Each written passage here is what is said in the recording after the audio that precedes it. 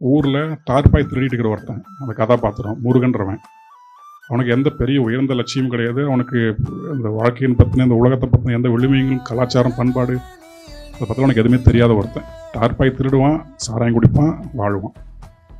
இப்படி ஒருத்தனுக்குள்ள ஒரு காதல் ஒன்று வருது. இதுதான் சிச்சுவேஷன் இல்லையா? நான் இதை எப்படி எடுத்து பார்த்துக்கிறேன்னா, அந்த லேண்ட்ஸ்கேப்பை நான் பார்க்குறேன்.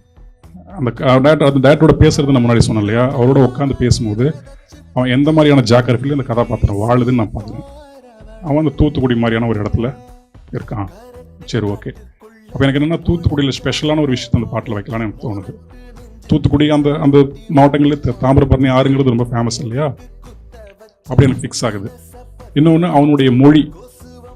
இங்கே மொழியில் தான் என்ன சிக்கலாகி போச்சுன்னா, எனக்கு தூத்துக்குடி லாங்குவேஜ் அவ்வளோவா தெரியாதுங்கிறதுனால அந்த டு த கோர், அந்த டிப்பிக்கலாக தூத்துக்குடிக்குள்ளே போகாமல் ஒரு இயல்பான நாட்டார் மொழியில் தான் அந்த பாட்டு போயிருந்தேன். அந்த கதாபாத்திரம் இப்படி தான் பாடுவான். அவனோட அறிதல் அளவை இவ்வளோ தான், அவனோட மொழி அளவை இவ்வளோ தாங்கிறதுனால அதுக்குள்ளேயே போனது.